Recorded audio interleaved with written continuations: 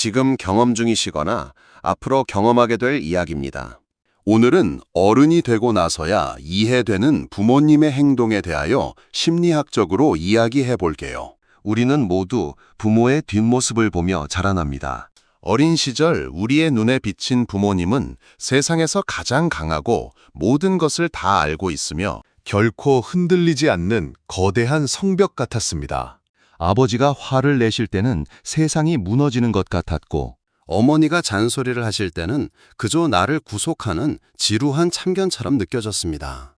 철없던 시절 우리는 부모님의 독특한 습관이나 이해할 수 없는 행동들을 보며 나는 나중에 어른이 되면 절대 저러지 말아야지 하고 다짐하기도 했습니다. 그런데 참 이상한 일입니다. 세월이 흘러 내가 그때의 부모님 나이가 되고 30을 넘고 40을 지나 어느덧 한 가정의 부모가 되거나 사회의 무게를 고스란히 짊어진 진짜 어른의 자리에 서게 되었을 때 문득 소름 돋는 순간을 마주하게 됩니다.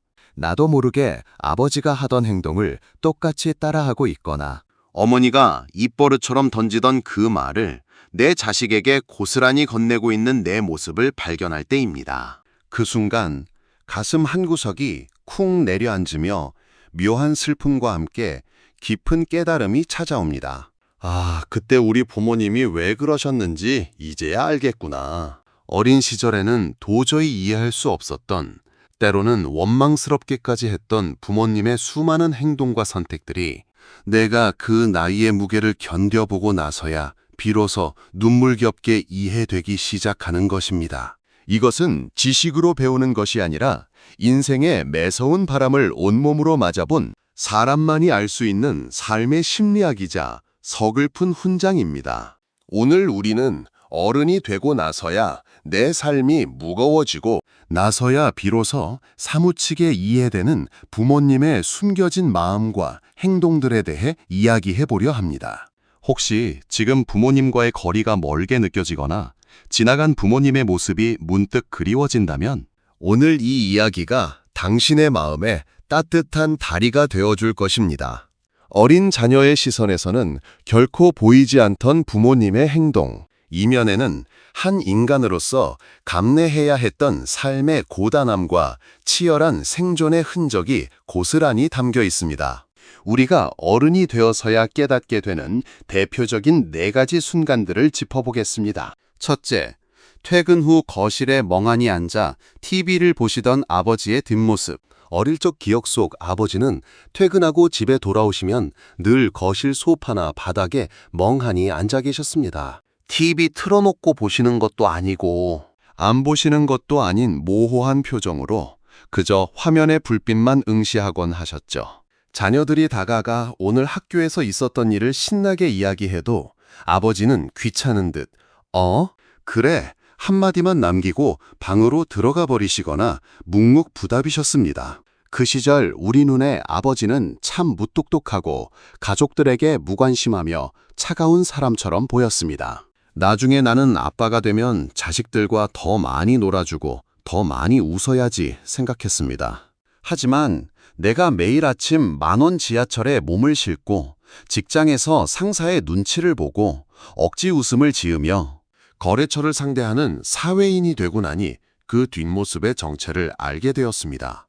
그것은 무관심이 아니라 영혼의 완전한 고갈이었습니다. 하루 종일 세상이라는 전쟁터에서 모든 에너지를 쥐어짜내고 돌아온 가장에게는 집이라는 공간에서조차 누군가와 말을 섞고 감정을 소비할 물리적인 힘이 남아있지 않았던 것입니다. 아무 생각 없이 멍하니 화면을 바라보던 그 시간은 아버지가 세상에 뺏긴 에너지를 간신히 충전하며 가장이라는 무거운 외투를 잠시 내려놓고 숨을 쉬던 유일한 도피처였습니다.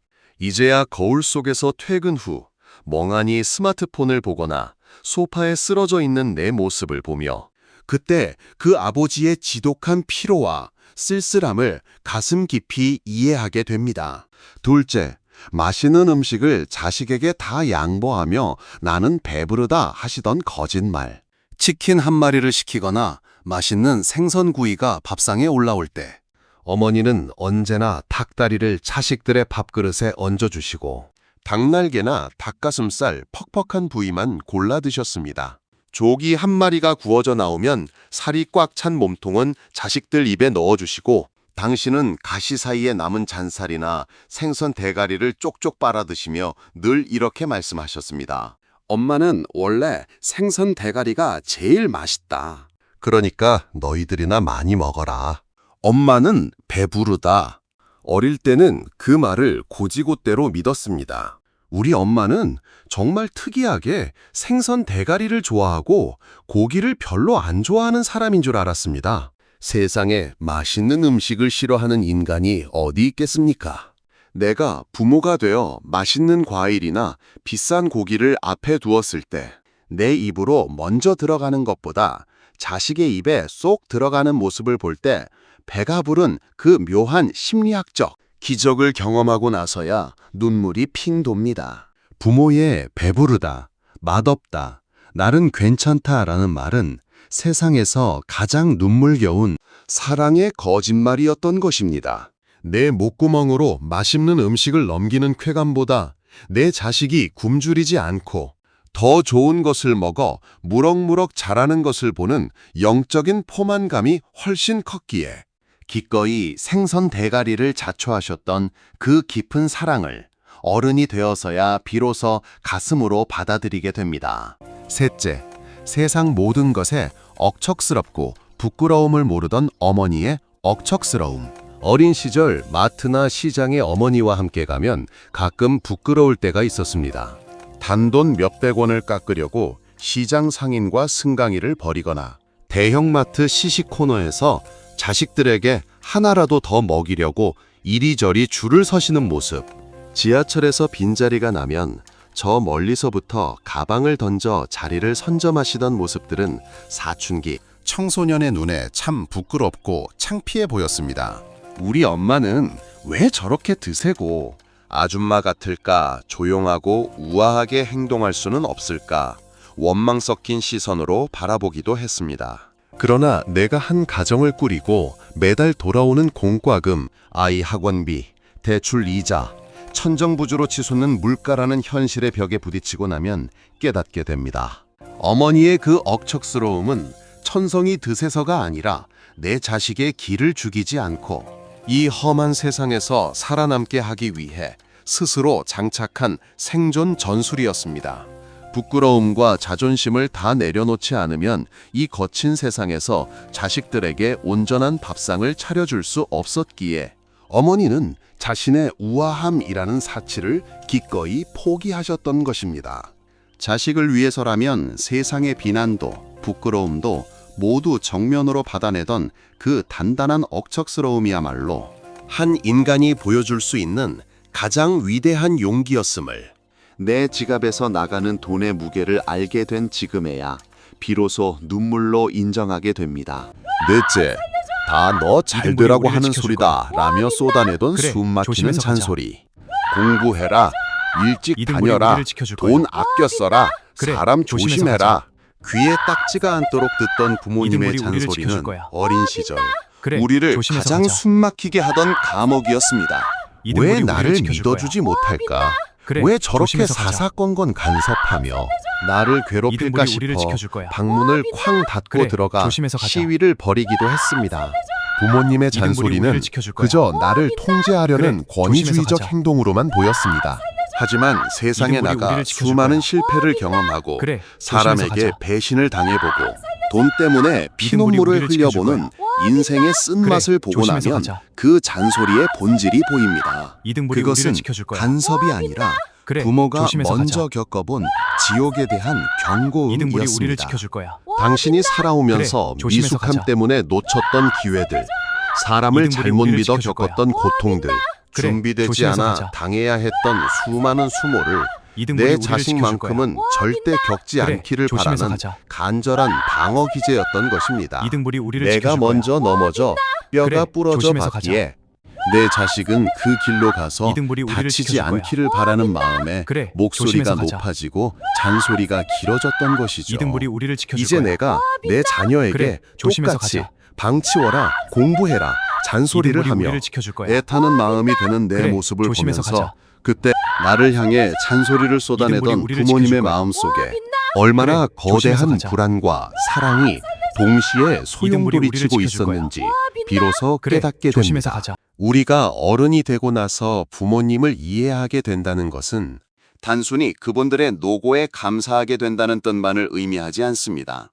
심리학적으로 이것은 부모님을 내 삶의 절대적인 신의 자리에서 내려놓고 나와 똑같이 외로워하고 두려워하며 실수하고 흔들리던 한 명의 평범한 인간으로 바라보기 시작했다는 성숙의 신호입니다. 생각해보면 우리 부모님이 아버지가 되고 어머니가 되었던 그 나이는 지금 우리의 나이보다 훨씬 젊거나 미숙한 20대 중반, 30대 초반이었습니다. 지금의 우리가 30대를 돌이켜보면 얼마나 서투르고 모르는 것 투성이었습니까? 우리 부모님 역시 부모 역할이 처음이었습니다. 어떻게 자식을 키워야 하는지, 어떻게 가정을 지켜야 하는지 배운 적이 없는 상태에서 덜컥 품에 안긴 우리라는 존재를 위해 매일 밤 청춘의 불안을 억누르며 밤을 지새우셨을 것입니다. 아버지는 직장에서 자존심이 짓밟히는 수모를 당할 때마다 집에서 기다리는 자식들의 얼굴을 떠올리며 마른 침을 삼키셨을 것이고, 어머니는 당신의 꿈과 미래를 모두 접어 자식의 미래라는 도화지에 올인하면서 남몰래 눈물을 훔치셨을 것입니다. 그분들은 완벽해서 우리를 키워낸 것이 아닙니다. 엉망진창인 세상 속에서 본인들도 두렵고 도망치고 싶었지만 오직 부모라는 이름 하나 때문에 도망치지 않고 그 자리를 묵묵히 지켜내신 것입니다. 어른이 되어 내 삶의 무게를 견디다 보니 그 시절 부모님이 버텨낸 일상의 무게가 얼마나 경이롭고 위대한 것이었는지 비로소 온몸으로 전율하며 느끼게 됩니다. 어린 시절 부모님이 원망스럽거나 그 행동이 이해되지 않아 마음의 벽을 쌓아두었던 분들이 있다면 이제는 그 벽을 허물고 부모님의 손을 잡아드릴 시간입니다. 부모님이 우리에게 보여주셨던 그 모든 이해할 수 없던 행동들은 결국 이 거친 세상으로부터 우리를 보호하기 위해 부모님이 온몸으로 쳐두었던 눈물겨운 방어벽이었습니다. 이제 우리가 그 나이가 되어 부모님의 마음을 이해하게 된 것처럼 우리의 자녀들 역시 언젠가 어른이 되면 지금 우리의 서툼과 잔소리 그리고 지친 뒷모습을 이해하게 될 것입니다. 인생은 그렇게 부모의 뒷모습을 보며 원망하다가 어느새 그 뒷모습을 닮아가고 마침내 그 뒷모습의 깊은 슬픔과 사랑을 이해하며 한 세대에서 다음 세대로 성숙의 바통을 이어받는 아름다운 순환입니다. 오늘 밤 살아계신 부모님이 계신다면 쑥스럽더라도 먼저 전화를 걸어 목소리를 들어보십시오. 이미 세상을 떠나 가슴속 사진으로만 남아 계신다면 마음속으로 깊은 인사를 건네보십시오. 아버지, 어머니, 그때 왜 그러셨는지 이제야 알겠습니다. 지치고 두려우셨을 텐데 그 모진 세월 속에서 저를 지켜주셔서 정말 고맙습니다. 이제 제가 그 무게를 받아 안고 잘 살아가겠습니다. 부모님의 행동이 이해되는 순간 우리는 비로소 진짜 어른이 됩니다. 그리고 그 이해와 용서 속에서 우리의 내면은 한층 더 단단하고 다정한 어른으로 자라나게 될 것입니다. 오늘 영상은 여기까지입니다. 오늘 영상이 좋았다면 구독과 좋아요 부탁드립니다.